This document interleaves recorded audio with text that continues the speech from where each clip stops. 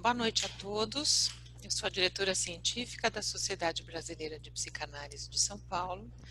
Gostaria de agradecer a presença de vocês nesse webinar, que é um encontro preparatório para o congresso da IPA. A IPA é a Associação Internacional de Psicanálise e esse congresso será em Vancouver em julho de 2021.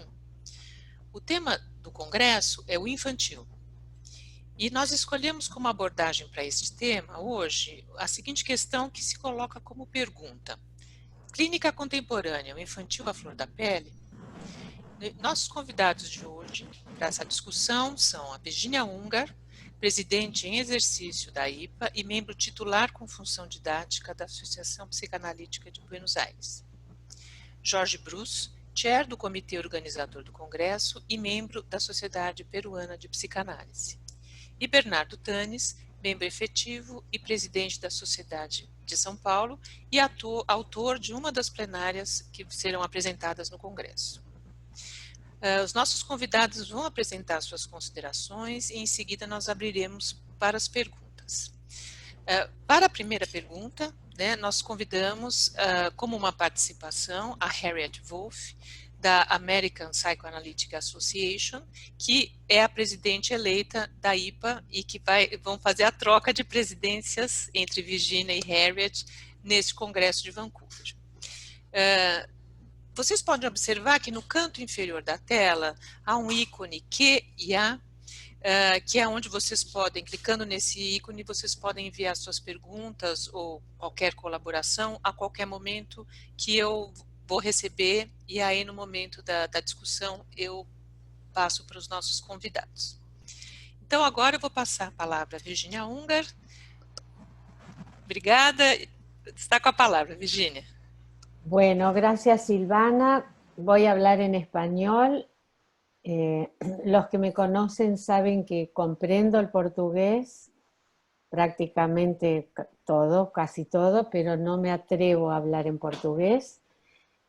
Quiero agradecer muy especialmente a la Sociedad Brasileña de Psicoanálisis de São Paulo, a su presidente Bernardo Tanis, a Silvana Rea, la directora científica, por esta invitación a compartir esta mesa preparatoria para el Congreso de Vancouver con dos amigos, Jorge y Bernardo, con quienes hemos compartido distintos espacios de trabajo y es un gran placer poder compartir otro más. Con Bernardo hacíamos una broma porque este año ya estuvimos juntos en varias mesas, entonces somos también a veces, ahora somos un trío, a veces somos un dúo, estábamos haciendo bromas, que es una manera también de pasar este tiempo tan difícil que estamos viviendo. Quiero felicitar a la sociedad, que como muchas otras sociedades de la IPA en el mundo, pero muy especialmente en Latinoamérica, han logrado pasar rápidamente a la modalidad virtual debido a la pandemia, y así pudieron continuar la actividad científica, la formación y además ofrecer ayuda a la comunidad. Esto a mí me hace sentir muy orgullosa de las sociedades de la IPA, esta rápida reacción, porque me parece que el psicoanálisis está necesitado más que nunca en este momento. No hay dudas de esto. Y la posibilidad que tenemos de trabajar, que somos afortunados de poder trabajar los psicoanalistas, en un momento tan difícil, con tanta falta de trabajo, y además nos permite llegar de una manera muy concreta a la comunidad. La tragedia humanitaria que estamos atravesando en el mundo dejó desnuda una realidad que nos espanta. Se han hecho visibles los niveles de inequidad, de desigualdad de oportunidades y de pobreza extrema en que viven los niños en el mundo que habitamos. Dicho de una manera más rápida y más clara, todos sabemos que la población más vulnerable del mundo es la población infantil. Ahora, yendo al título del Congreso de Vancouver, podemos decir que admite varios puntos de vista. En primer lugar, lo infantil no se alberga solamente en un niño y su límite corporal existe, perdura y deja ver sus huellas en personas de todas las edades, así como también en el arte, especialmente en la música y en la danza, la literatura, las artes plásticas, es decir, que es un componente central en la cultura. Por otra parte, también sabemos, como otro punto de vista, que el niño de la época en que el psicoanálisis nació, ponemos al pequeño Juanito, cuyo historial fue publicado en 1909, no es el niño de 2020. Tampoco lo es la noción de infancia, porque la noción de infancia resulta de la interacción con la cultura y con la época.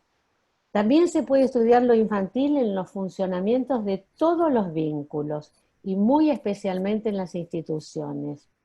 Nosotros como instituciones psicoanalíticas no escapamos a esta situación.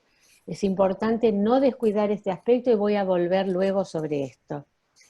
Les quiero decir que me pareció buenísima la propuesta que nos han hecho con el título que le han dado al webinar, porque si hay un órgano del cuerpo humano que está conectado más que otros con lo infantil, es justamente la piel.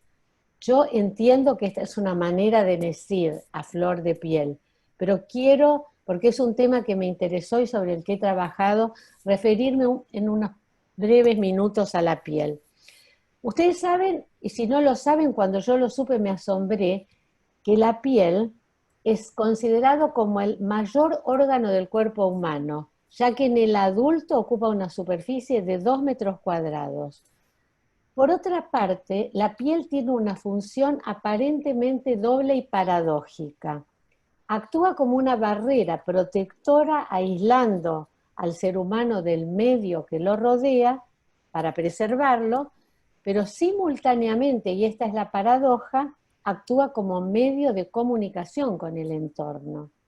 La piel es la sede de los primeros contactos del recién nacido con el mundo y sus habitantes. Todos sabemos que el bebé nace, respira y enseguida es sostenido. Por supuesto, primero por el que oficia el parto, el médico, y enseguida por la madre y en la cultura contemporánea mucho más. La piel es un órgano expresivo, elocuente como pocos, en momentos de la vida en que el lenguaje verbal no ha sido alcanzado.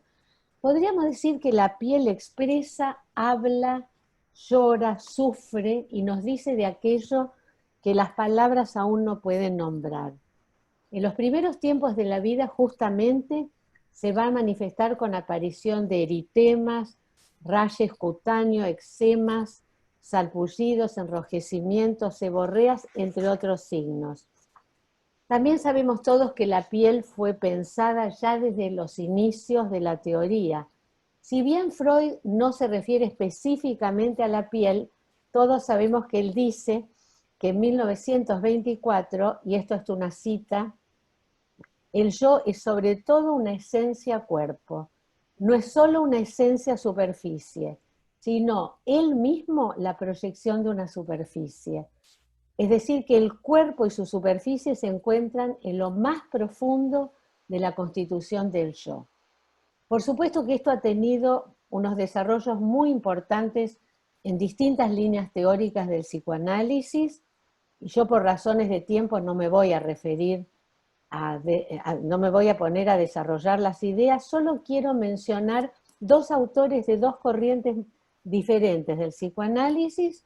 Uno es Didier Ancieux, que formula, ustedes conocen la noción del yo piel, y dice que así como la piel es la envoltura del cuerpo, la conciencia es la envoltura de la psiquis.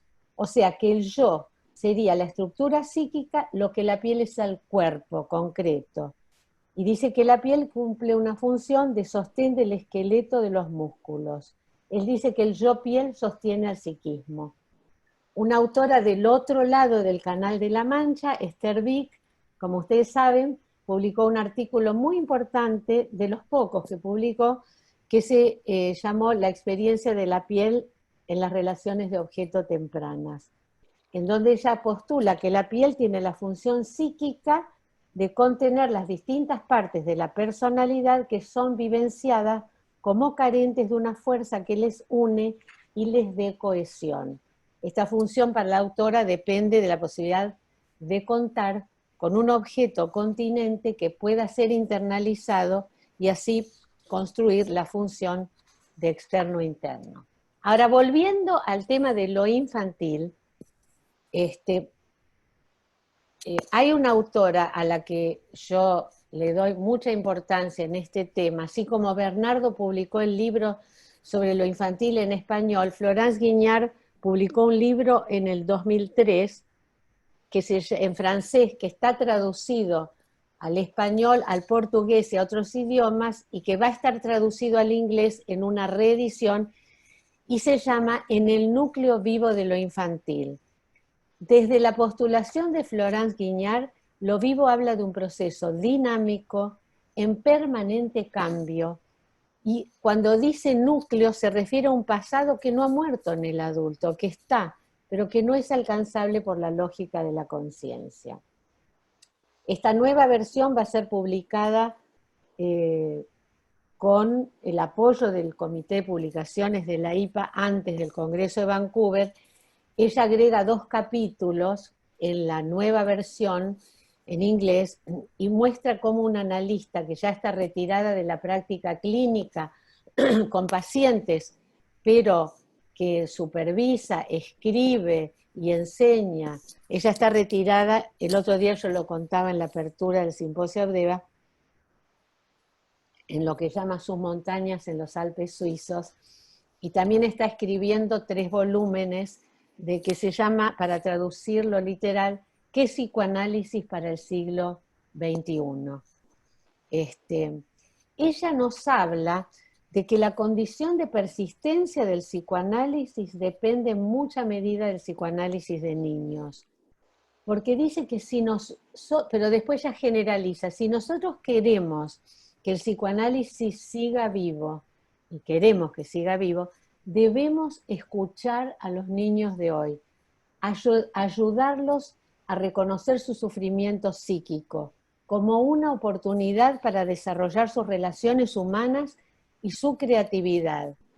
Dice que como psicoanalista podemos hablarles a los niños de sus sentimientos, decirles que la ignorancia no es una falta, sino el estado intermedio para el descubrimiento del conocimiento y del mundo.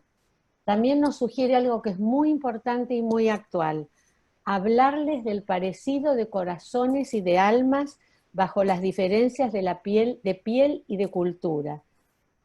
Tenemos que recibir los analistas y los adultos sus angustias, y los analistas hacerlos descubrir que la tristeza no es una enfermedad, es una emoción necesaria para avanzar en el camino del reconocimiento tanto de la realidad como del sí mismo.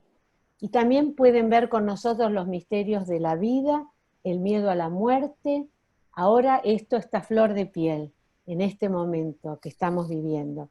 Y dice algo muy lindo, que también se puede jugar con juguetes, que no solamente podemos afrontar el miedo a la muerte asesinando personajes en los videojuegos.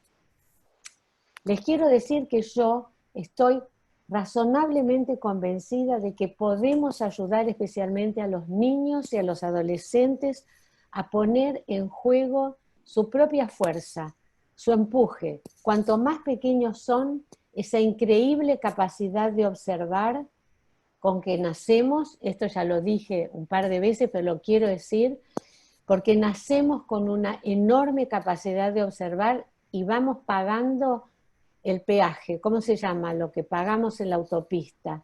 Hay un precio por entrar en la cultura. Y hay pedaggio. Debemos pagarlo como para entrar en la cultura. Es lo infantil del analista, aquello que se encuentra con lo infantil del paciente, cualquiera sea la edad del paciente, y de ahí la neurosis infantil va a poder dar lugar a la neurosis de transferencia. ¿Todavía tengo unos minutos, Silvana? No me tomé el tiempo. 4. Bueno, por ahí 4 o 5. Ok, Porque, ok. porque me quiero referir también a un punto que para mí es importante que plantea Meltzer, porque Donald Meltzer fue mi maestro y mi inspiración. Él dio una conferencia cuando una de las visitas que hizo a Abdeva, que llamó el ejercicio del psicoanálisis en la transferencia. Ahí habló de lo que es ser un analista, de la experiencia de ser analista y de cargar con la transferencia. Porque Meltzer llega a decir, esto lo digo brevemente, que el analista vive el impacto de la transferencia y de su contratransferencia como respuesta a la transferencia, y él dice que esto emana de los aspectos infantiles que desde el inconsciente establecen relaciones con los objetos del mundo exterior.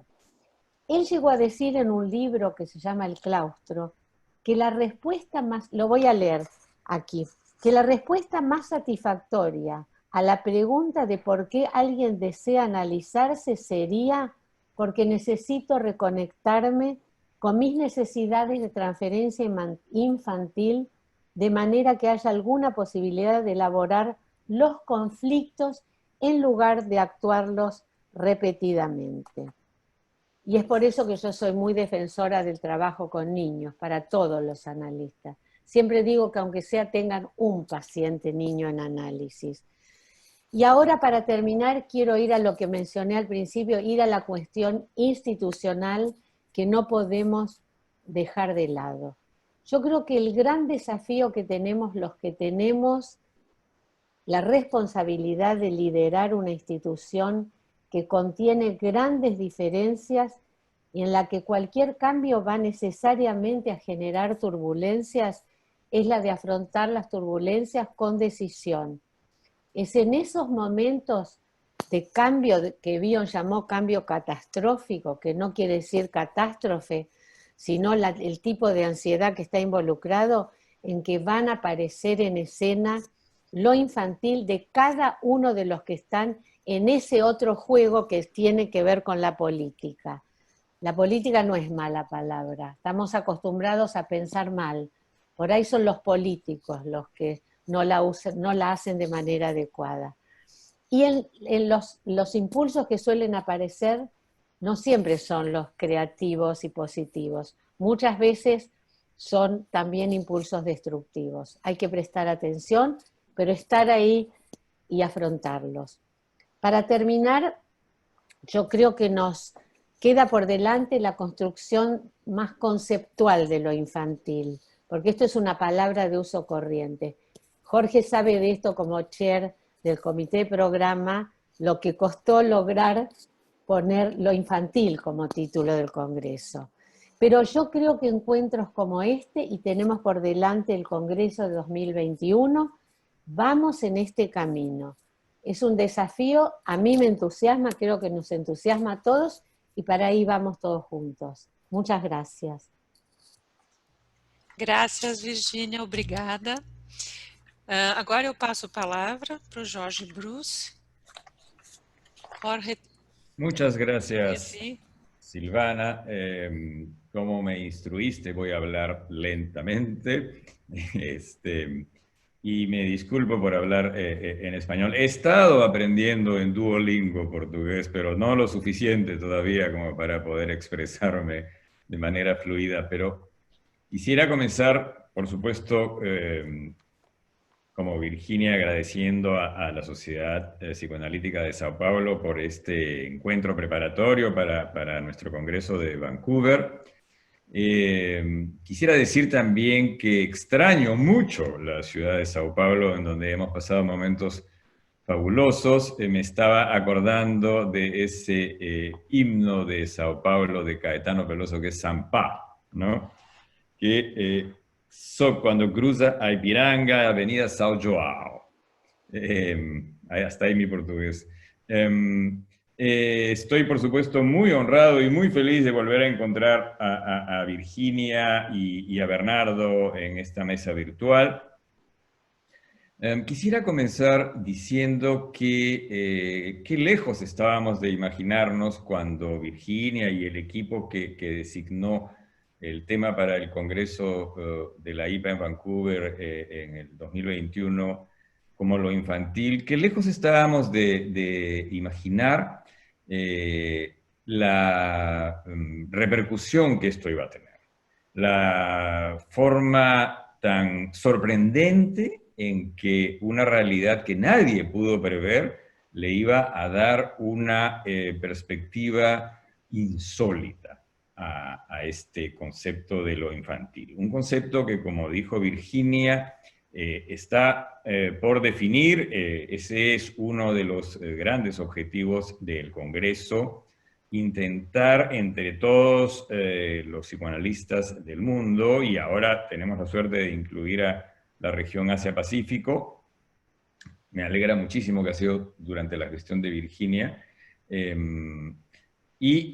Vamos a poder entre todos intentar acercarnos más a este concepto que nos es a la vez tan familiar, pero al mismo tiempo tan evanescente, tan elusivo. Nadie lo puede, creo yo, apresar o definir con absoluta certeza. Me alegra mucho que Virginia haya citado a dos personas que yo también tenía en mente, a Didier Angieux. Yo tuve la suerte de llevar su seminario en París y en la universidad, y justamente hablábamos del moi po, del yo piel. Hablaba él, nosotros escuchábamos y aprendíamos. Florence Guignat, efectivamente, otra suerte que a ella no la he conocido personalmente, pero he tenido la suerte de conseguir, antes de que se desatara la pandemia, el primer volumen que tú citaste, Virginia, de esta trilogía, creo que va a ser, que es Quelle psychanalyse pour le XXIe siècle, ¿qué psicoanálisis para el siglo XXI? Con signo de interrogación. Y una de las cosas que me gusta mucho de este libro, que quiero decirla de entrada, es que ella está muy familiarizada con el psicoanálisis latinoamericano, cosa que me ha sorprendido gratísimamente. Cita a Urtubey, cita a Baranger con muchísimo énfasis, cita a Racker, se me deben estar pasando varios, y no solamente los cita en passant, sino que se nota claramente que han sido influencias importantes para ella, particularmente la noción de campo de los Baranger.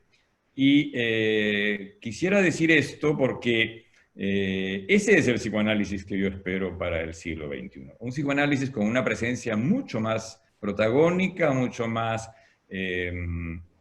presente y con grandes aportes del psicoanálisis latinoamericano, que, como mis amigos saben, es una de mis mayores, estoy entre decir obsesiones o intereses. En algún lugar entre los dos se encuentra. Pero me agradó mucho encontrar esto. Yo creo que ella es una de las personas que mejor ha definido el concepto de lo infantil y del que estamos ahora conversando.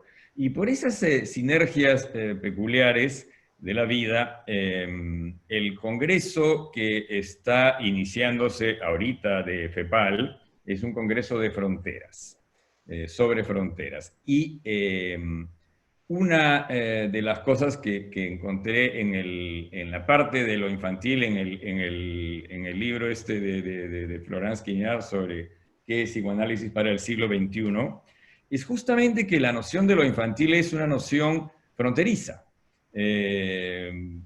Una noción que nos remite, seamos niños, adolescentes, adultos, o personas sin deseo ni memoria, para parafrasear a Bion, pero de una manera bromista.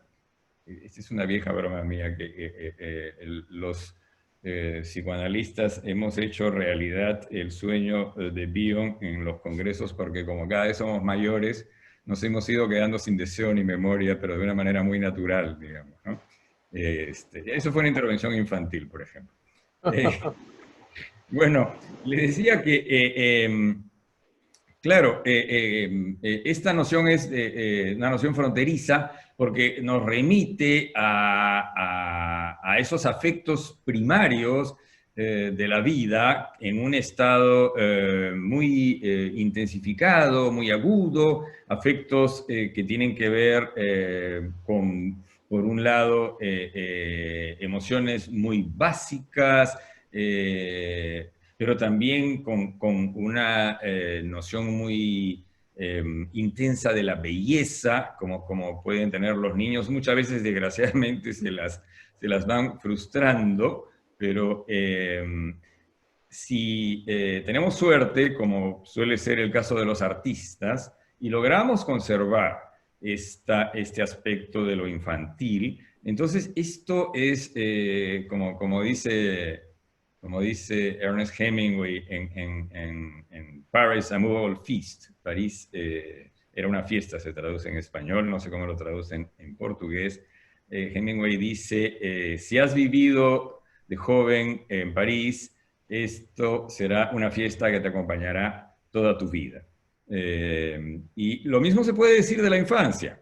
Si uno logra preservar esta noción límite que es la infancia durante su vida, esto es también algo que nos debe, de hecho nos va a acompañar durante toda la vida, pero con suerte podrá ser también una compañía enriquecedora, y que nos proporcione algo que nos está haciendo tanta falta en este momento, que es esa noción de alegría de vivir, esa esperanza que en este momento está siendo duramente atacada por todo lo que ya describió Virginia en relación a la pandemia, a las amenazas y a todas las feroces realidades que en Latinoamérica y en otros lugares del mundo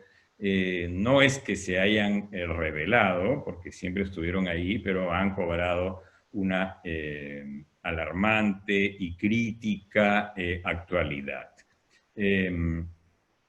Dicho esto, también yo me sumo a la felicitación y al orgullo que siento de pertenecer a esta comunidad que se está reinventando de una manera tan creativa como es la nuestra, para poder seguir no solamente trabajando y continuando con nuestra actividad y con nuestra identidad, sino también, creo yo, aportando a la comunidad de una forma que creo no lo estábamos haciendo antes de que esto surgiera. Y eso es algo que también hay que subrayarlo y creo que dentro de toda la tragedia es algo muy, muy rescatable. Ahora, yendo a esta noción específica que nos trae la sociedad de Sao Paulo y esta noción de lo infantil a flor de piel, sí, le decía que nadie podría imaginar cuán impactante iba a ser esta noción con lo que ha ocurrido. Tenemos que continuar, y lo estamos haciendo, en nuestra labor, tenemos que seguir trabajando, tenemos que seguir en lo nuestro, adaptándonos a la tecnología. Muchos ya lo veníamos haciendo con pacientes que se habían ido a vivir al extranjero, con la movilidad que hay ahora. No es que la tecnología sea lo nuevo es que solo podemos trabajar en general todos a través de la tecnología. Y en una circunstancia en donde nos impacta a nuestros pacientes y a nosotros, y no obstante nosotros tenemos que ser capaces de sobreponernos y al mismo tiempo no caer en lo que Florence Quignard llama los puntos ciegos. Es decir, permítame refrasear, lo que ella dice es mucho más complejo e interesante que esto. Los puntos ciegos son una herramienta poderosa si es que sabemos identificarlos. Escuché una entrevista muy linda que hizo en el Congreso de Abdeva, Virginia, nuestra amiga Clara Nemas a Florence Quignard, y entre otros muchos temas que están precisamente en el libro este que estoy citando, hablaron de esto, de cómo los puntos ciegos son inevitables y por lo tanto no tiene sentido que pretendamos ignorarlos o negarlos. Lo que es importante es que seamos capaces de convertirlos en algo que facilite el avance del proceso analítico y en un sentido muy preciso, y es que lo infantil impacta, por supuesto, al paciente, pero impacta al analista.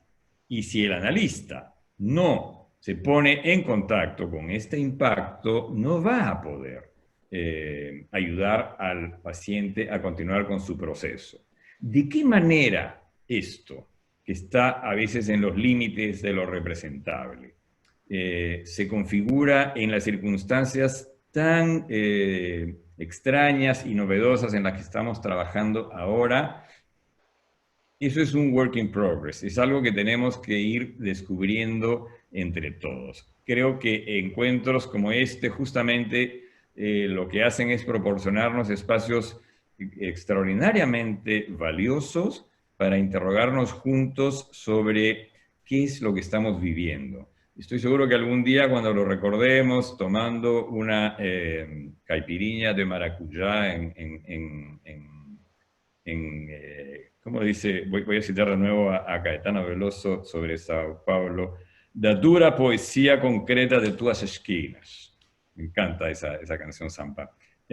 Cuando podamos reunirnos otra vez y conversar y miremos para atrás, diremos, qué época tan extraña nos tocó vivir. Pero también aprendimos seguramente muchísimas cosas. Estamos en pleno proceso de aprendizaje.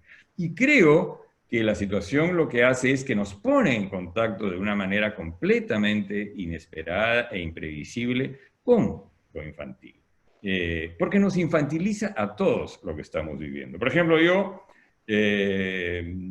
teóricamente no estoy autorizado a salir a la calle en este momento, en mi ciudad. Los mayores de 65 no tenemos derecho a salir a la calle, los muy pequeños tampoco. No es una regla que a mi entender tenga mucho sentido, pero más allá de eso, hay muchas reglas ahora y no queda otra que adaptarse a eso, ¿no? Aunque yo estoy en una pequeña transgresión porque me he venido a mi consultorio donde tengo mejor internet para que funcione bien en esta transmisión. Pero recordaremos esto y espero que estos impactos de lo infantil, ¿cómo nos impacta a nosotros lo infantil del paciente? ¿Cómo nos impacta a nosotros nuestra parte infantil? ¿Cómo se interrelacionan en el vaivén de la transferencia y la contratransferencia estos aspectos de lo infantil? No sé cuánto tiempo me queda, Silvana. Quería mencionar algo más. Tres minutos. Sí. Quería simplemente recordar para terminar que cuando me llegó la invitación y después me puse a pensar un poco de qué quería conversar con vosotros, recordé un artículo que hace tiempo no leía de Freud, que es Pegan a un niño. No sé cómo se dice esto en portugués, Silvana. Pegan a un niño. Bate-se uma criança, né? Bate-se numa criança. Numa criança. Uma criança. Bueno, ou espanca-se, não sei, aí depende da tradução. Bueno, en donde Freud hace esta secuencia de fantasías infantiles, ¿no es cierto? Y podría también hablar de las teorías sexuales infantiles, que me encantaría, pero creo que ya no nos da el tiempo esto, pero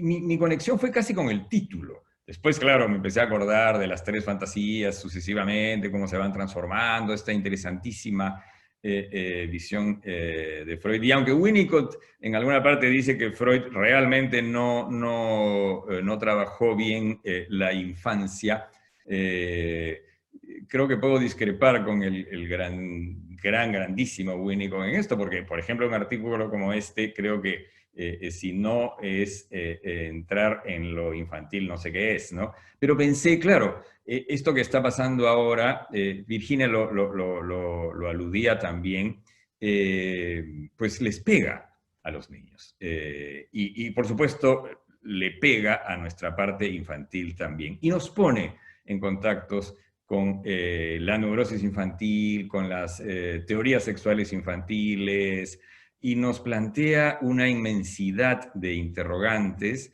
que probablemente no estamos en condiciones de responder. Pero bueno, aprovecho para decirles que los esperamos a todos en el Congreso de Vancouver. No sabemos todavía, hay grandes probabilidades de que sea una cosa virtual, ya eso no me toca decidirlo a mí, sino al comité que preside Virginia, pero en todo caso nos vamos a encontrar ahí y seguiremos ahí hablando sobre lo infantil. Bueno, ahí lo dejo. Muchas gracias. Gracias, Jorge. Obrigada. Agora passo a palavra ao Bernardo. Bom, boa noite a todos. Eu também quero agradecer a Silvana por ter criado esse título bonito para o encontro de hoje e tão sugestivo, importante. Quero, sem dúvida, agradecer a presença do Jorge e da Virginia, parceiros, amigos, colegas de trabalho, e quero agradecer especialmente o convite que recebi da organização do Congresso para ser um dos panelistas principais do Congresso sobre o infantil. Talvez contar muito brevemente por quê, né? Não sei por que me escolheram, mas eu imagino, né? Eu criei uma... né? Porque há uns 25 anos, mais ou menos, já faz bastante tempo, e, né? Diria que na minha infância psicanalítica, né? Eu coordenava um curso de psicanálise de crianças e me interrogava muito sobre as diferentes perspectivas em torno do infantil, né? Estudando Melanie Klein, estudando Winnicott, estudando François Dolto, Manoni, diferentes autores, percebíamos que talvez se falava de um infantil diferente em cada um deles, mas ao mesmo tempo que podiam dialogar entre si, né? Nessa época ali, o número da revista Nouvelle Revue de Psychanalyse, uma das, eu acho, das grandes revistas que existiram na psicanálise, e em um texto de 1981, Pontalis chamava os psicanalistas para uma reflexão radical em torno do infantil e da infância, né? Eu me senti convocado nessa ocasião e fui fazer uma tese, né, para estudar o infantil, né? E dessa tese resultou um livro que foi publicado em 95 e, curiosamente, nessa época também tive contato depois com o livro da Florence Guignard. Fiquei super contente, muito contente, porque vi que em diferentes latitudes, né, estávamos interessados em resgatar alguma coisa tão central na obra de Freud, tão importante, que permeava toda a sua obra. No entanto, como a Virginia disse, não tinha um estatuto de conceito, né? Diferente do inconsciente, do recalque, da estrutura da personalidade, o infantil é omnipresente, está presente desde as questões da sexualidade infantil, mas não tinha esse estatuto. O Jorge falou da questão da fronteira. E, para mim, o infantil tem a ideia de infantil, a noção de infantil, ela tem um chamariz muito especial, porque ela se fala de uma fronteira, mas a fronteira em que eu enxergo o infantil, não só que atravessa as temporalidades e as gerações, mas é uma fronteira móvel, complexa e difícil entre a clínica e a teoria. E o infantil é muito próximo da clínica. Ele é a clínica, né? Vocês falaram do impacto do infantil, o impacto do infantil no analista. Então, ele é uma noção muito pregnante desde a perspectiva clínica. Ao mesmo tempo, é uma noção extremamente sofisticada e complexa do ponto de vista conceitual. Então, ele tem uma riqueza, a meu ver, extraordinária, e a forma de apreendê-la nunca poderia ser redutora. A imagem que eu faço é de um caleidoscópio, onde vários várias pecinhas, quando a gente gira, vão aparecendo os elementos do infantil. Né? E disso eu quero falar um pouquinho primeiro, e depois eu vou falar um pouco a questão da flor da pele.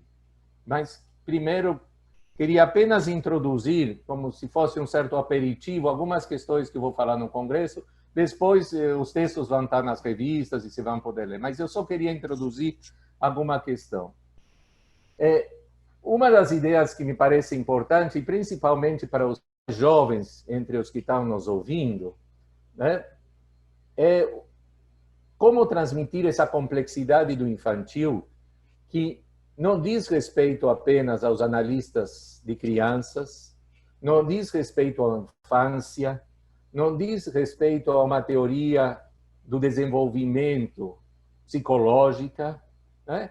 Diz respeito a alguma coisa que é o modo de inscrição, né, das vivências da infância, investidas pulsionalmente na história de cada um, e que obedece não a uma causalidade linear, mas também obedece a uma multiplicidade de fatores, ao acaso, às incertezas, aos vínculos com o outro, aos acertos e fracassos desses outros que introduzem a criança no mundo pulsional, no mundo da linguagem, no mundo da comunicação. Uma imagem que me fez muito sentido e que queria compartilhar com vocês é uma imagem que aparece num livro do Ítalo Calvino, que talvez muitos de vocês leram, Cidades Invisíveis. No começo, no prefácio, como epígrafe ao livro, né, Ítalo Calvino traz uma história, uma conversa entre Marco Polo e o Kublai Khan. E o Kublai Khan era muito interessado por as viagens do Marco Polo e pergunta para o Marco Polo: me fale sobre a ponte. E o Marco Polo começa a falar sobre o que é uma ponte. Então, o Kublai Khan diz, bom, então o importante da ponte são as pedras que compõem a ponte. E o Marco Polo diz, sim, mas não.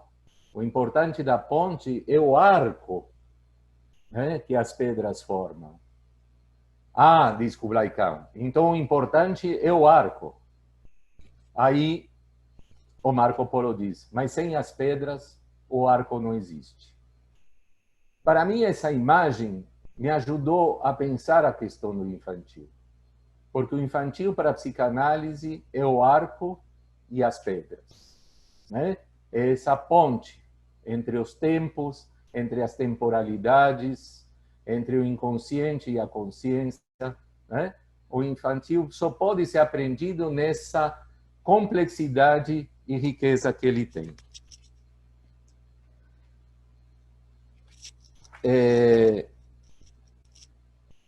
Vejam, depois de Freud, a Melanie Klein foi, talvez com muita intensidade, que nos introduziu num universo, né, quase que mágico e aterrador, mas fascinante, do universo das fantasias inconscientes da infância pré-verbal. Foi uma introdução a um mundo muito novo.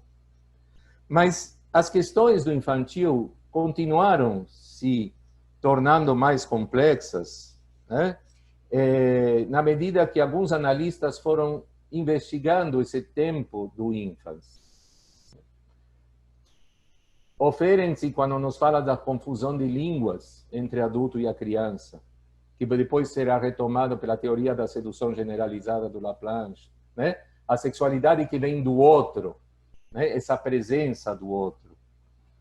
Winnicott, quando nos fala do holding, da função do espaço externo e como esse holding materno, essa mais suficiente boa, né? Contribui para a estruturação, né, da subjetividade da criança, do sentimento de esperança e segurança e ilusão no mundo. Dion, quando nos fala da função da rêverie materna, né, algo que se processa na mente da mãe, né, a respeito dos impulsos e fantasias da criança. Né? Laplanche nos fala dos significantes enigmáticos. Outros autores vão falar do campo intersubjetivo, como os analistas americanos. Outros analistas, principalmente na Argentina, como Berenstein e Puget, vão nos falar das teorias vinculares e da importância de pensar o infantil no contexto dos vínculos. Enfim, toda a psicanálise contemporânea foi enriquecendo a noção de infantil, e mostrando como ela se estrutura para além de uma linearidade, para além da infância. E se, por um lado, nos mostram a primeira dimensão, quando Freud nos trazia da sexualidade infantil, do recalque, da neurose de transferência, os avanços da psicanálise com os pacientes não neuróticos, a compreensão maior e o trabalho com as situações não representadas, com trabalhos que começam e se iniciam com a virada dos anos 20 e a concepção do Freud do traumático e da pulsão de morte, nos mostram que, em relação ao infantil, se estruturam, às vezes, vínculos de uma sexualidade destrutiva, e a dimensão de Eros se faz presente de uma forma necessária para superar e para poder ligar aquilo que nunca foi ligado. Então, o infantil, o leque do infantil, o caleidoscópio do infantil, acaba sendo alargado. Antes de concluir essa parte, que é um pouco mais conceitual, eu só queria nomear para vocês os 4 eixos que me parece que são essenciais para a gente poder trabalhar e pensar a questão do infantil. O primeiro eixo é o eixo que tem a ver com a memória e a temporalidade. O infantil se registra de alguma forma. Ele não se perde. E ele retorna. Como ele retorna e de que modo este infantil retorna? E como ele retorna em função da diversidade que ele tem, desde memórias, desde vivências, desde pulsões que estão mais estruturadas, a situações muito menos estruturadas, que são marcas quase que puramente emocionais e pulsionais, mas sem nenhuma representação. Do mesmo jeito, os tempos. Às vezes pensamos que tem tempos congelados, que alguma coisa do desenvolvimento não se deu. Mas também na psicanálise temos a ideia de après-coup, da ressignificação no processo de análise. O infantil que pode ser ressignificado e ele se constitui de novas formas. Ele se transforma, nunca deixa de existir, mas que nem o inconsciente, mas se transforma. E uma outra noção de tempo, que me parece que é central e que tem a ver com a pandemia, é como que o infantil se configura, mas reage ao tempo presente. Nós temos uma certa dificuldade em psicanálise, na medida que pensamos muito em regressão, os tempos, e pensar o potencial do acontecimento e do tempo presente. Eu acho que essa é uma dimensão central, que uma analista da Sociedade da Virgínia, a Janine Puget, trabalha muito. Ela dá muita ênfase a esse tempo do acontecimento, que não necessariamente é traumático, que abre para muitas dimensões e que pode sim ser traumático. Mas o que nós vivemos hoje com a pandemia, é interessante que a gente possa pensá-lo na dimensão de um acontecimento, como um potencial traumático, mas algo inédito, algo novo, algo que desconhecemos. Um segundo ponto que me parece importante para abordar o infantil, que talvez não foi tão desenvolvido na psicanálise clássica, é a questão do sexual infantil, sim, que foi trabalhado, mas vinculado às questões de gênero. De que modo a cultura, nas diferentes épocas contribui para estruturar o infantil e para estruturar as primeiras identificações.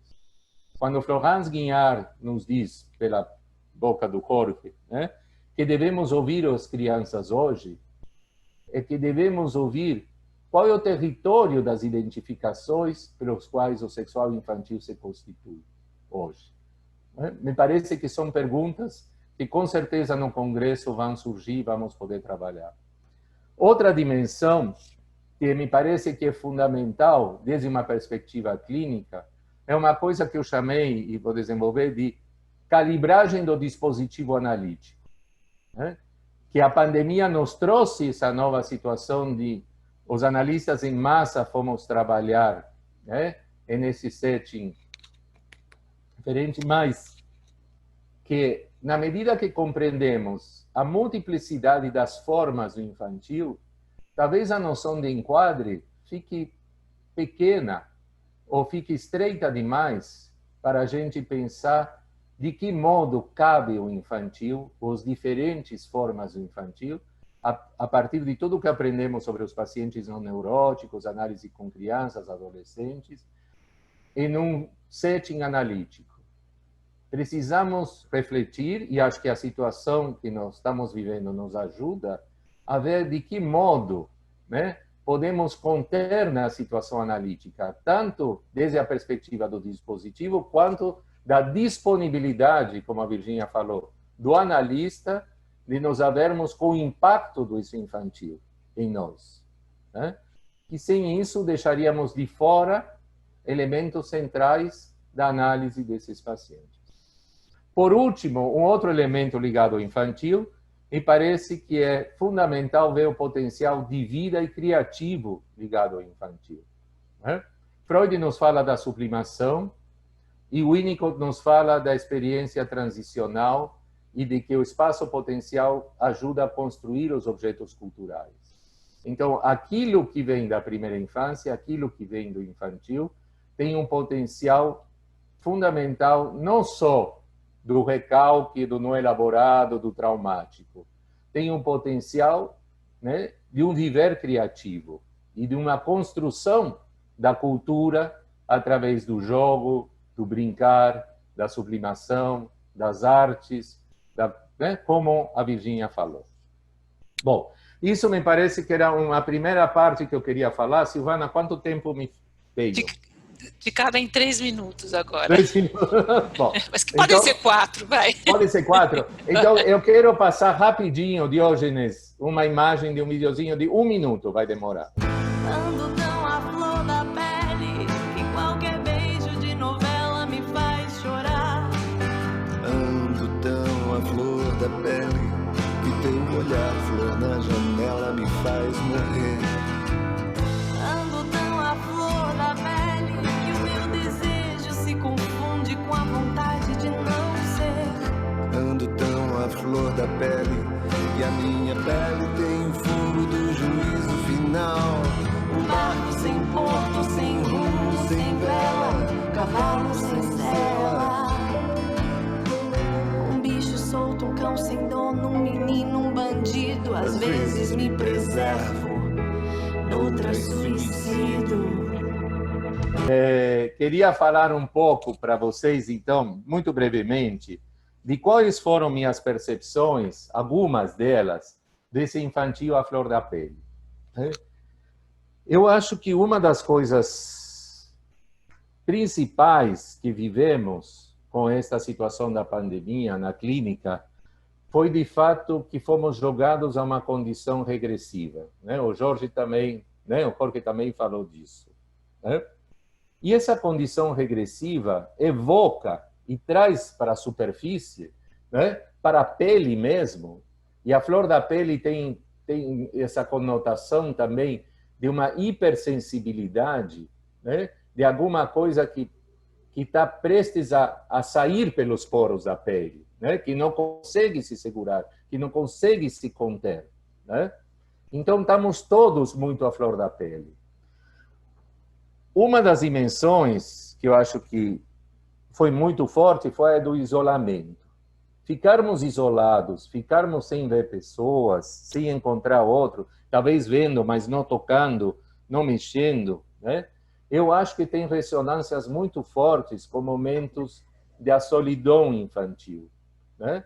Da solidão não necessariamente da ausência do outro, mas de vivências que a criança tem, né? Às vezes de se sentir fora, da questão da cena primária, do se sentir excluído, do estar fora, da contaminação, dos riscos. Então, conforme a estrutura e a singularidade do infantil em cada um de nós, este presente absoluto, né, de alguma forma, trouxe esse infantil à flor da pele.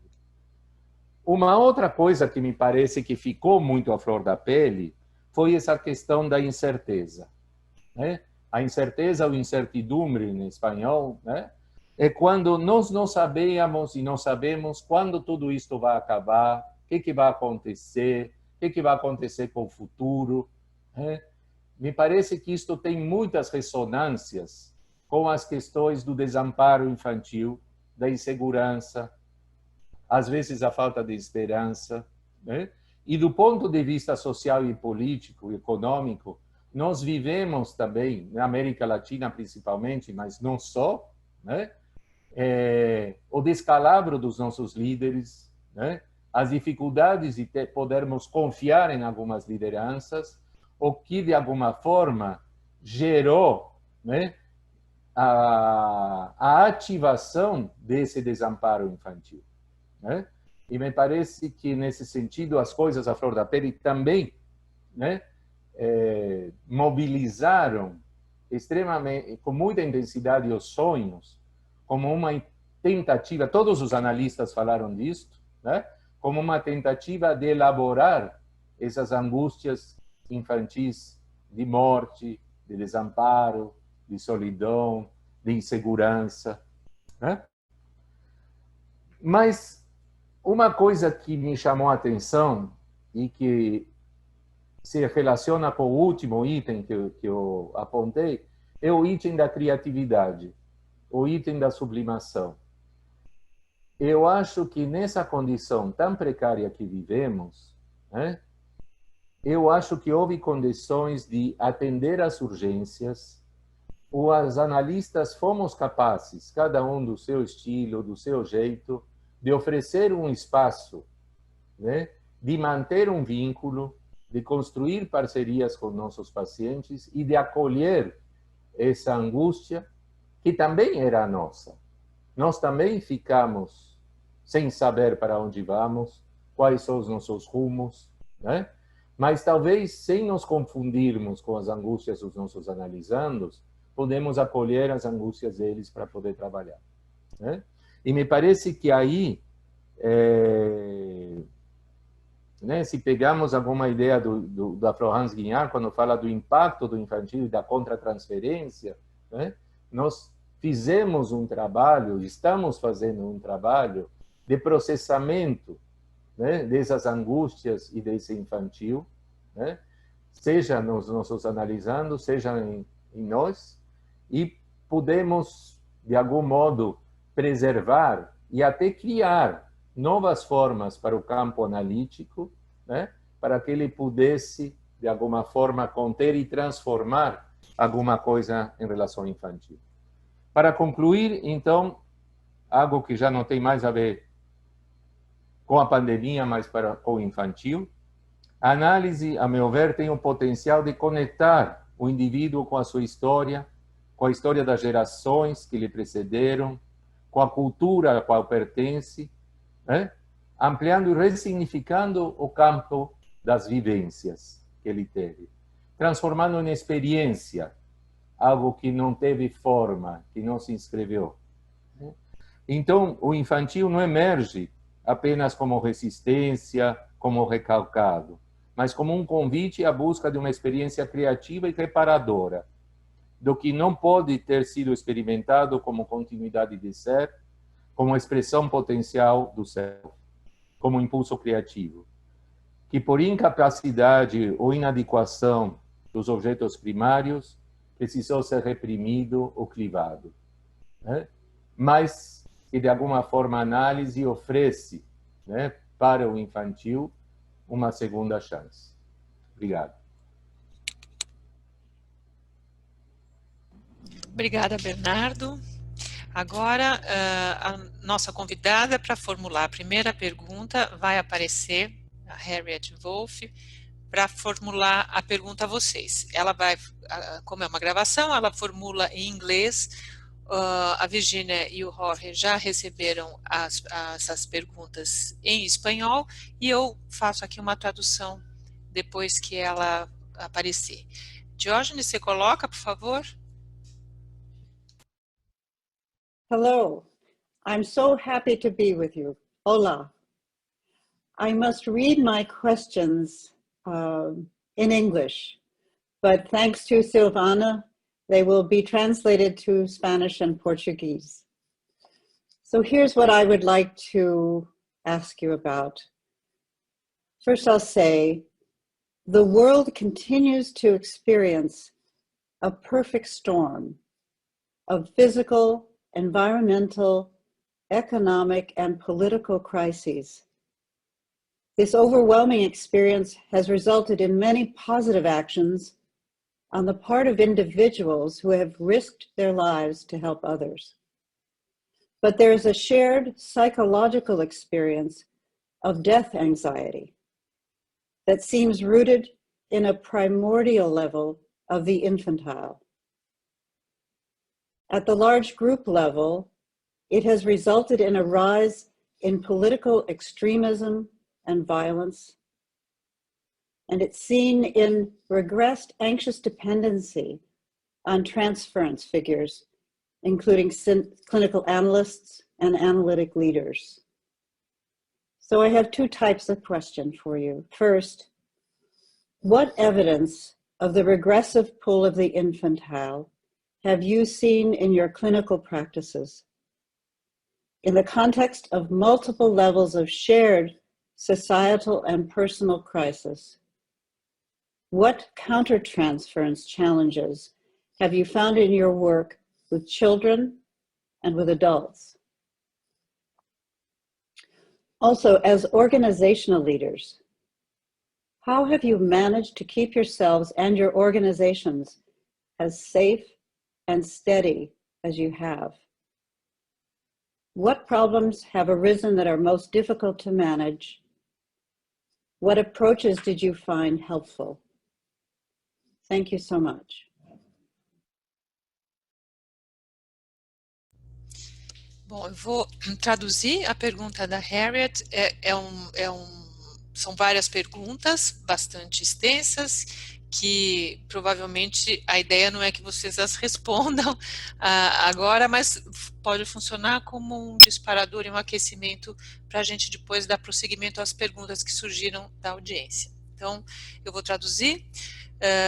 O mundo continua a passar por um turbilhão de crises físicas, ambientais, econômicas e políticas. Essa experiência avassaladora resultou em muitas ações positivas por parte de pessoas que arriscaram suas vidas para ajudar outras pessoas.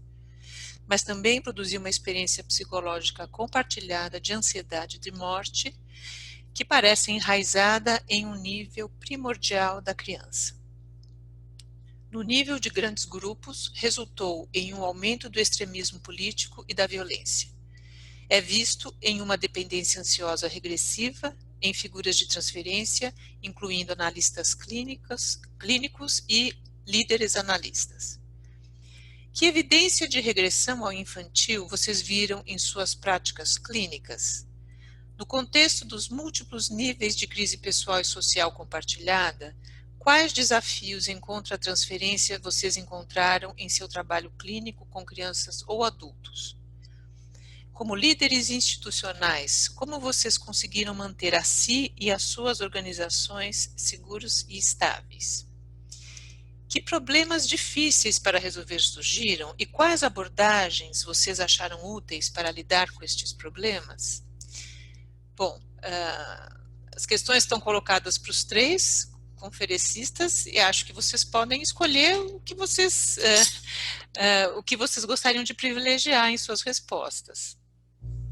Yo puedo comenzar. Agradezco mucho las reflexiones de Harriet porque es una reflexión personal que encierra algunas preguntas. Me parece que pueden ser un punto de partida de un debate interesante. No sé si lo podemos llevar adelante hoy, como de la manera tan amplia como ella lo presenta. La descripción que hace de la situación actual es muy acertada. Ya hemos dicho, yo ya lo he dicho también, que frente a situaciones de crisis surgen los aspectos libidinales, pero también los destructivos. y surgen de diversas maneras, y como dije, yo lo dije a nivel institucional, tenemos que estar ahí, recibirlos, y no sé qué palabra usar. A mí me enseñó mucho un webinar que tuve hace poco con la Sociedad de Brasilia, cuando hablábamos de las diferencias. Ahora estoy recordando un simposio, Bernardo, cuando empezabas tu presidencia, el sí mismo y el otro, Sí. porque me enseñó una analista que estaba como asistiendo al webinar, cuando yo hablé que nosotros como institución tenemos que tolerar las diferencias, y aprendí mucho de lo que ella dijo, que no se trata, quiero acordarme el nombre, Lourdes me parece, Brasilia, y me dijo que es cierto, que no tolerar las diferencias por ahí no es la manera adecuada, porque tolerar parece ser que uno acepta y implica un cierto grado de resignación. Entonces yo ya no, a partir de esa experiencia donde ella iluminó mi manera de pensar, creo que hay que contener las diferencias y contener sobre todo los aspectos destructivos que surgen en una crisis, que son producto de la ansiedad. A mí se me crea un problema con la noción de regresión, y yo creo que mis dos colegas van a entrar en una discusión conmigo, que yo encantada acepto si quieren. Yo no me siento muy cómoda con la noción de regresión, ni asociar lo infantil con la regresión. Estoy más cerca, quizá tiene que ver con mi formación kleiniana y post-kleiniana y lo que conté de la idea de transferencia de Meltzer, que es la externalización de algo que está ahí. Podría decir alguien, o lo puedo decir sin problema, los kleinianos hablaríamos o hablarían de objetos internos, se externalizan en la transferencia, pero no es una experiencia del pasado que se reactualiza, es una figura o es una configuración que está ahí presente en el momento de la sesión. En términos de la noción de fantasía inconsciente, si quieren, y de la noción de un mundo interno y de un infantil vivo, ese es el núcleo vivo de lo infantil, está ahí. No es necesario ir atrás en una regresión para encontrarlo, está ahí. El problema es cuando está tan disociado que no se puede encontrar, no hace contacto. Entonces yo quiero explicar mi poca comodidad con la noción de lo infantil, de la regresión y de lo infantil como buscar ese niño de nuestro pasado, porque está ahí, si no está disociado, tiene que estar available, ahí, tiene que estar disponible. Entonces a Harriet le podría, si ella estuviera acá, discutir, y creo que ustedes dos también por ahí se sienten más cómodos que yo con la idea de regresión. Esto se junta con algo que tiene que ver con mi propia historia también. Es una historia personal, pero a esta altura ya no es solo personal, que es el contacto con las ideas que mencionaste, Bernardo, de Isidoro Berenstein, de Janine y de mi marido Julio Moreno, quienes trabajan sobre la idea del acontecimiento, que por supuesto no lo traen de Alain Badiou, que ahora no podemos, lo único que es una teoría que yo he estudiado y con la que también es parte de mi manera de ser. Yo ahora a mí misma no me puedo definir como que soy freudiana, kleiniana, meltzeriana o lo que sea. Yo creo que todo esto también está dentro mío y todas las teorías juegan, y la idea de acontecimiento y del encuentro de analista y paciente como algo que a donde se produce algo nuevo no se lleva. El encuentro es productivo de algo nuevo, y justamente el acontecimiento, según Badiou, es algo que se produce y que no estaba antes. Es el encuentro con la novedad. Ahí también me pone incómoda la idea de regresión. No la rechazo, la puedo escuchar y usar descriptivamente, pero no me resulta cómodo ni en la clínica ni en mi manera de pensar en este momento. Espero que no sea tomado como algo muy disruptivo, pero tengo que decir lo que pienso. A esta altura yo quiero decir lo que pienso. Después puedo volver con el tema, las preguntas de Harriet sobre la contratransferencia, también me gustaría decir algo. Posso, Silvana? Sim, sim, entrar? claro. Sim. Eu não vou desviar para que não seja um popurrí de temas diferentes, então vou tomar as duas intervenções, as duas respostas que a Virginia fez, para poder ir estabelecendo um diálogo e uma conversação entre nós. Eu concordo com você, Virginia, sobre a questão do acontecimento que eu mencionei, né? E a minha perspectiva do infantil é muito vinculada ao atual, né? Atual no sentido não de uma atualização de um passado, mas de alguma coisa que está viva no presente, né? A meu ver, o infantil é algo vivo no presente. Isso tem também na história da filosofia, no Walter Benjamin, né? Uma postura muito interessante, né, para pensar como é que o presente, né, dá sentido a algo que é do passado, mas que esta coisa só ganha sentido pelo presente. E o infantil é essa força viva no presente. Me parece que isso é uma ideia central e para pensar a questão da neogênese, né, na situação analítica, isso que você falava do novo, né, é algo que se cria no encontro analítico. Então, me parece que há algo que a gente vem trabalhando e vem pensando, né, junto com alguns autores, sobre essa questão. Por isso, eu acho que a questão da memória e da temporalidade é central para discutir o infantil. Porque quando a gente fala do atual, do vivo no presente, nós estamos falando de temporalidades que fogem a uma linha cronológica do presente, passado e futuro. É com outras temporalidades que nós estamos trabalhando. Me parece que é fundamental. A outra questão que está no centro da pergunta da Harriet e que a Virginia retomou, que é sobre essa questão das diferenças, seja na vida social e política, seja na vida dentro das nossas instituições, na relação com amigos, na relação, né? Eu acho que nós temos tremendas dificuldades, muito grandes, de lidar com a alteridade, né?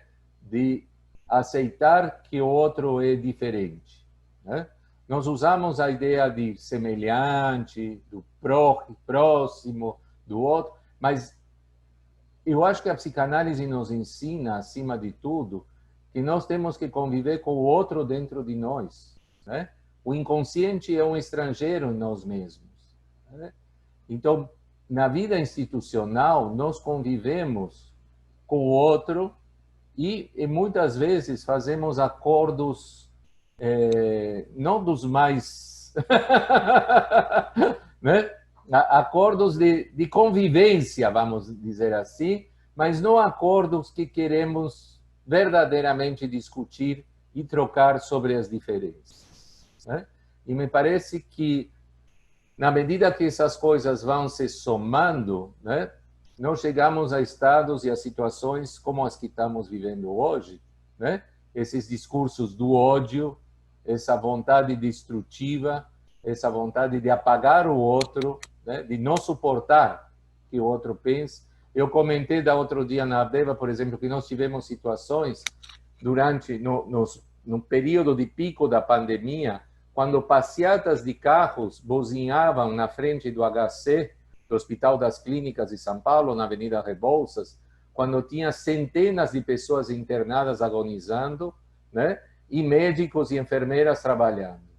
Era um ataque gratuito e uma politização da doença e da enfermidade que fica difícil compreender, né, o mundo em que a gente está vivendo, né, e essa questão das diferenças. Ou seja, eu acho que se atualiza nesses momentos, né, algo de forças narcísicas muito fortes e muito destrutivas, né? Mas eu passo para o Jorge, não quero monopolizar. Jorge, Gracias, Bernardo. Bueno, primero quiero decir algo, Bernardo, sobre que no te quise interrumpir cuando tú te preguntaste cómo llegaste a ser un keynote speaker. Tengo que decir mea culpa. Y te voy a recordar por qué.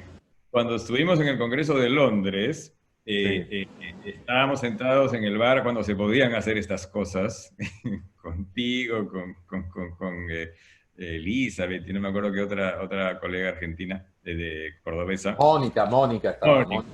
Mónica. Y les conté, hoy Virginia me acaba de contar que el Congreso de Vancouver va a ser sobre lo infantil, y tú dijiste, esto a mí me interesa muchísimo, yo he escrito un libro, creo que era Memoria, una temporalidad, ¿puede ser ese el título de tu libro?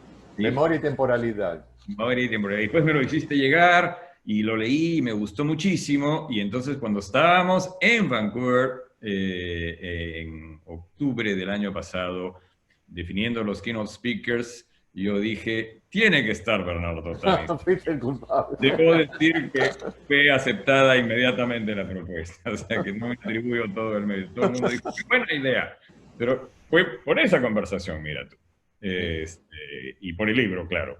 Ahora, yendo a las preguntas de Harriet Wolf y al giro que le ha dado Virginia y después tú, Bernardo, sobre la incomodidad de Virginia con la noción de regresión.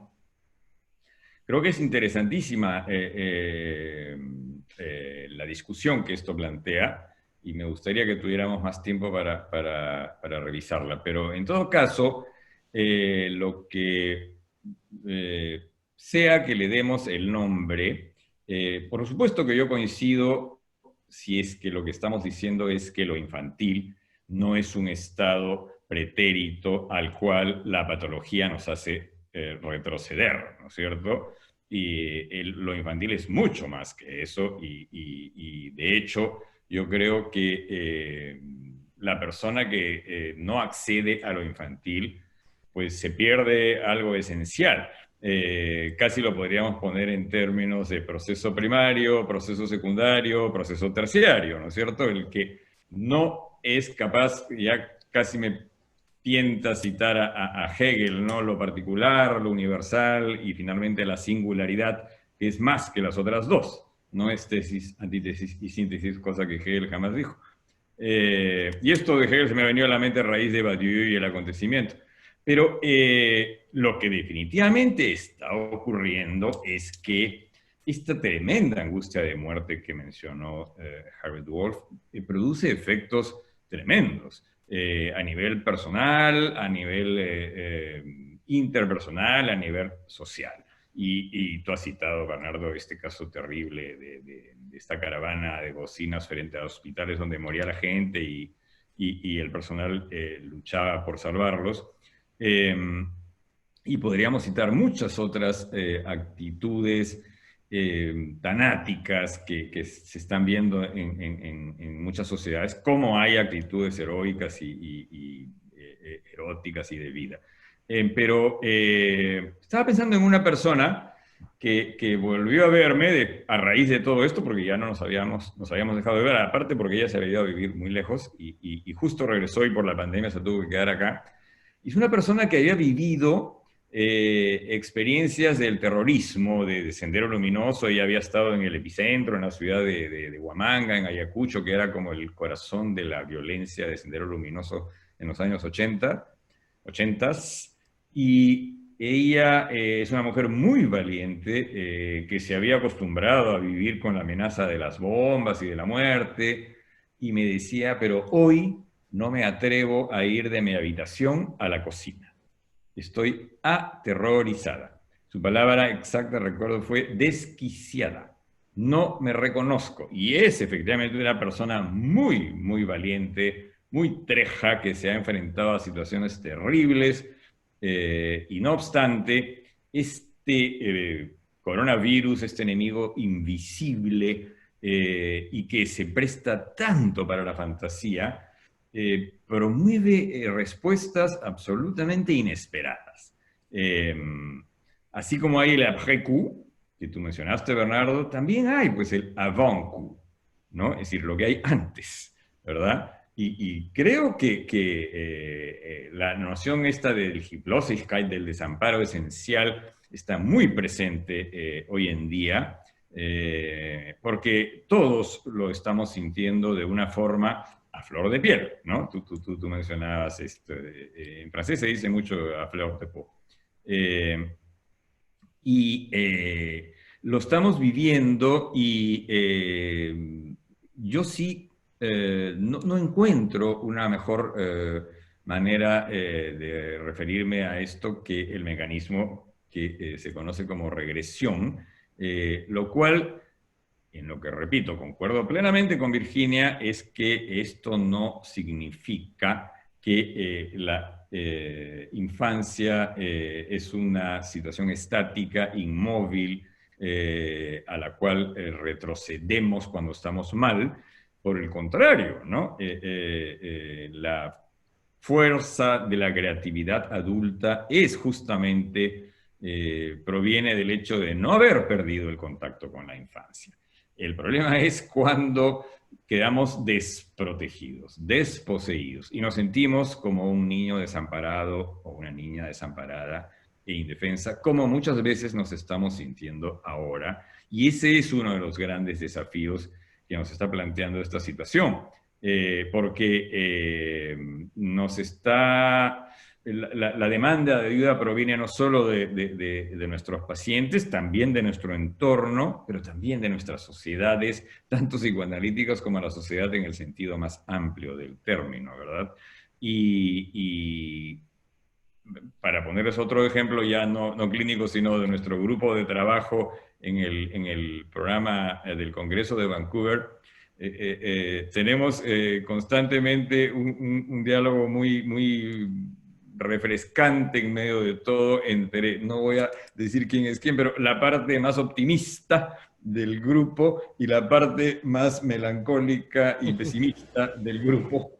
Ustedes les dejo para que se imaginen quién es quién, pero yo tratando ahí de ver cómo logramos integrar todo esto, porque la angustia de muerte ataca la posibilidad de la integración, ataca la capacidad de pensar, ataca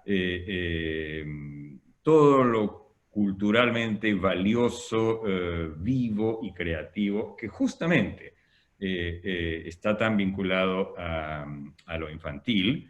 Y creo que una de nuestras grandes tareas es esa, precisamente, ya sea como analistas o simplemente como personas que nos vinculamos con otras, como líderes institucionales o como ciudadanos que tenemos una participación, y yo creo que los analistas estamos más activos que nunca en ese sentido, en la vida de la polis, en la vida de la cultura. Y enhorabuena que así sea.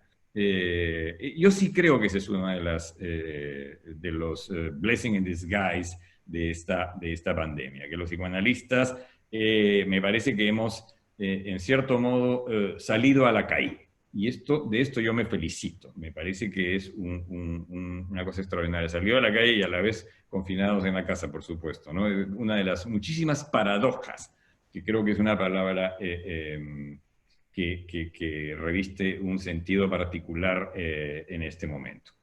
Lo dejo ahí, Silvana, para no ocupar demasiado tiempo. Ok, gracias. Virginia, ¿quer completar?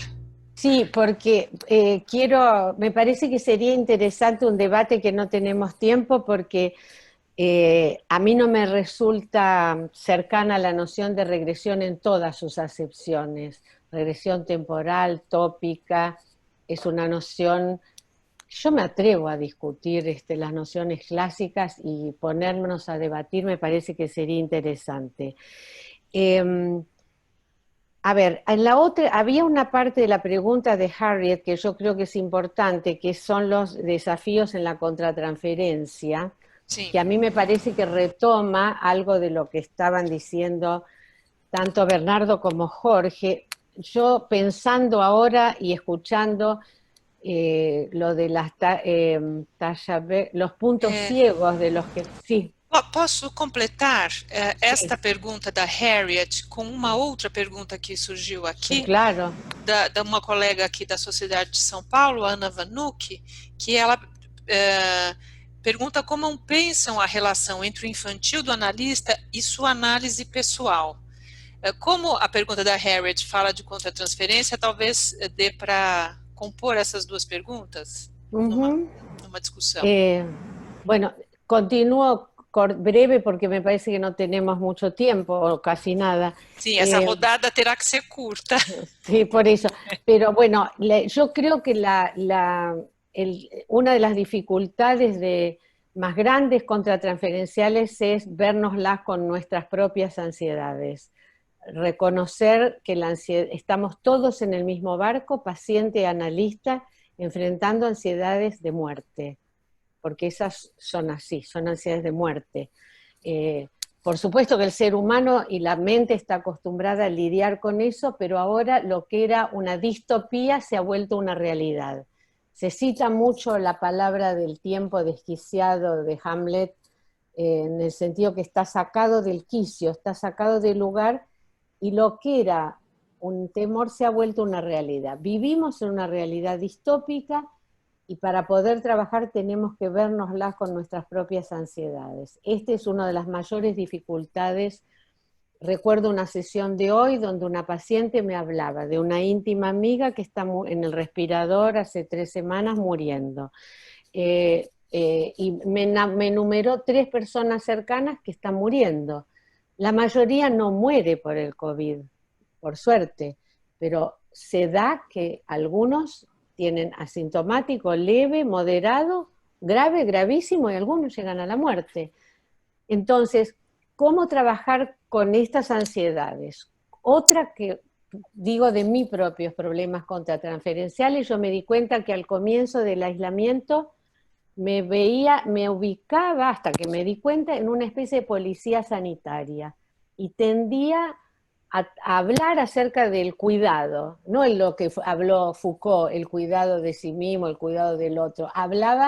Me sentía como en la obligación de advertir que ese paciente o esa paciente no estaban siendo responsables de su cuidado, que además implica una responsabilidad social, porque no es solo el miedo a que yo me enferme o me muera. Tenemos que quebrar, y no hay otra forma que con el aislamiento, lamentablemente, y con el cuidado, la cadena de contagios, porque crece de manera exponencial.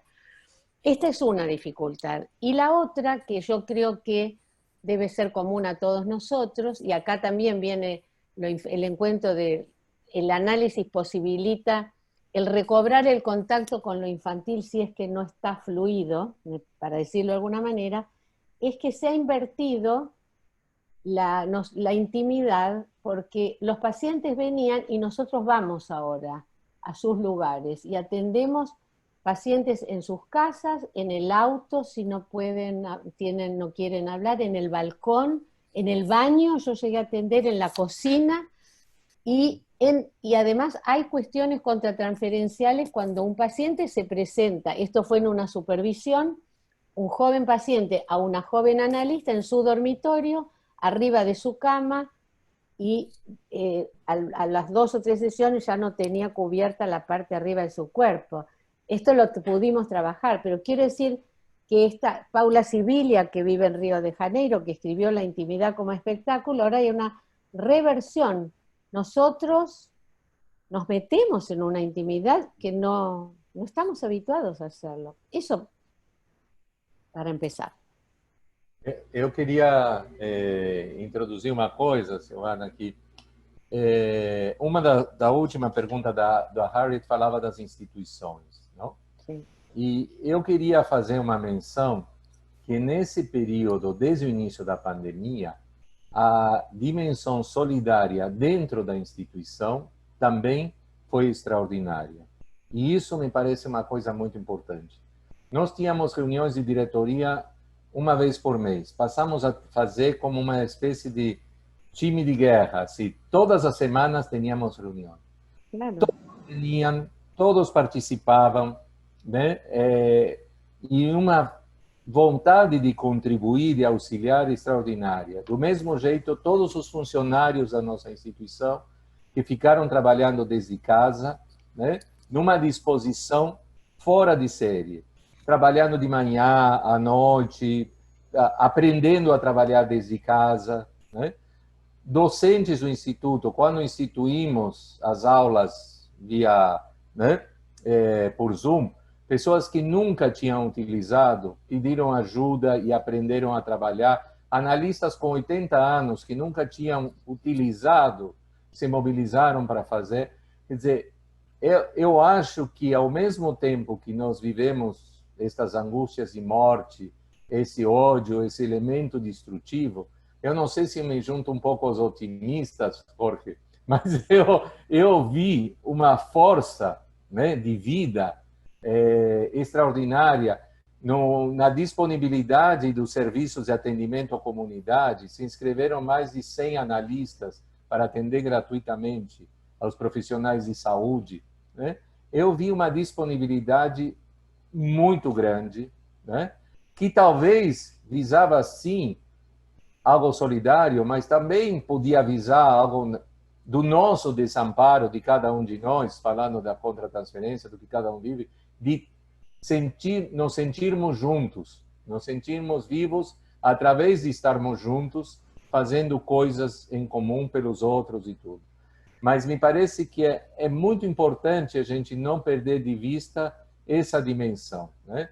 Hoje tinha umas 200 pessoas praticamente o tempo todo assistindo essa conversa, né? Diz algo a respeito da inquietação, da vontade das pessoas, da vontade de participar, de escutar, de agregar, de se pensar, né? Eu acho que, ao lado dessas coisas muito terríveis e distópicas que estamos vivendo, né, tem forças de vida ilibidinais, né, atuando de uma forma muito, muito significativa, né? Sí. Jorge, gostaria de... Brevemente, porque creo que ya Sí. estamos bien pasados Sí. de hora. Sí. Sí, por supuesto que estamos en una situación completamente fluctuante y claro que hay fuerzas vitales, libidinales, extraordinarias y hay un compromiso maravilloso de muchísimas, todas las sociedades que yo he visto, a la vez que sentimos, porque no lo podemos negar, la erosión, la corrosión que genera con el paso del tiempo esta amenaza invisible y que cuestiona todo nuestro estilo de vida y nos plantea desafíos inimaginables. Y no obstante, la vida efectivamente prevalece.